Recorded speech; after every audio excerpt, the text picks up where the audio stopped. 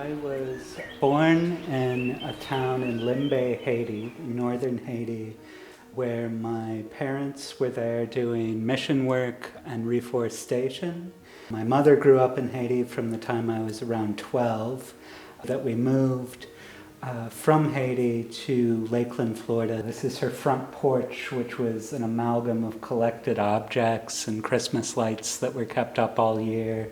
Really kind of was like the interior of the house too. These are some examples over the years. She wrote me letters after I moved away from Florida and would take clippings from family photos, used art books. There have been a number of books and artists that I've encountered that have played a big role in kind of giving a more concrete language to how I understand what it is I'm interested in.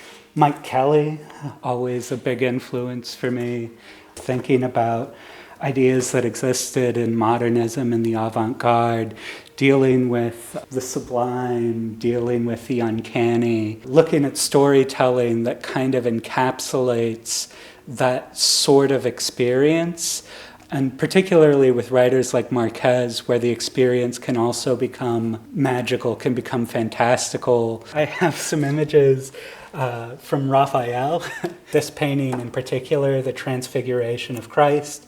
I've been thinking a lot about ascension and transcendence and the way that that relates to mythologies surrounding art and painting. And I think that this is such a great example of a literal painting of the ascension of Christ. So this is where a lot of my practice starts. I find it really important to not have reference material or historical images around in the studio while I work. I really like to kind of face the blank, the void, and have to pull something from it as a starting point. So I make thousands of these stream of consciousness drawings where I really am not starting with any sort of agenda or a predetermined picturesque ideal for what should happen in them. And then at a certain point, I start to look and decide if there's something in the starting point that I think has potential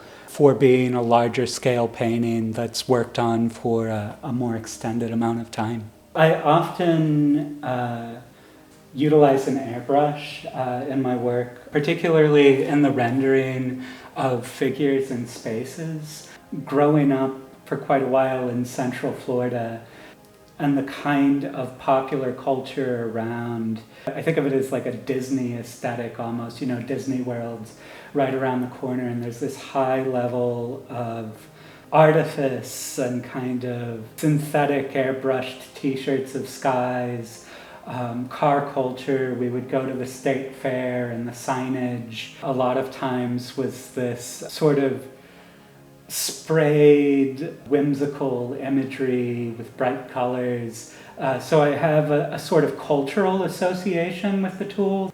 The soft focus of the airbrush really replicates a way of rendering that diffuses hard lines and becomes atmospheric. So you can think of Leonardo da Vinci even, and the Mona Lisa, and the use of sfumato to sort of blur out the color into this believable atmosphere, touches on an interesting emotive and psychological space, because there's this kind of disillusion of the figure. I sometimes use the term state fair sfumato because I do use a kind of truncated version of glazing where I start the figures often tonally and then glaze the color on in thin layers to the point that they start to feel they have a real presence. I've been using a phrase, failed ascension, to sort of try to encapsulate figures going out into space where they're on a shoreline, or there are mountains, or there's open sky, or ocean, or all of these things that can become sort of signifiers of sublime experience or transcendent experience, but I'm instead depicting these invented figures out in the space where a glimmer of that kind of human experience might happen. For me, it's often important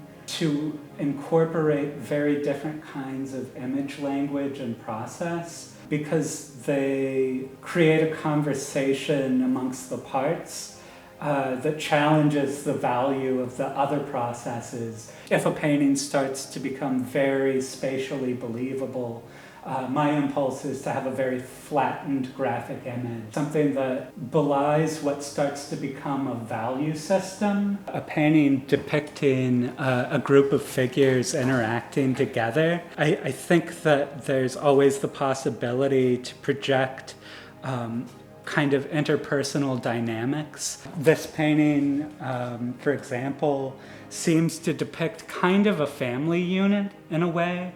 I think that you could look at this painting and think of this as kind of a matriarch figure, or it could be a sibling or an elder to this figure who seems to be younger, and they're all out in this kind of absurdist ceremony. There are objects that I come back to over time, now for decades, things like the cinder block, which I like as a really simplistic kind of representation of form, but there's also this potential use in terms of building a new structure.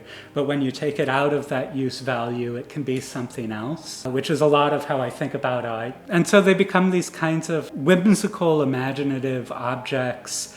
I find it more interesting to arrive at those representations through intuition and through imagination, through play, through discovery.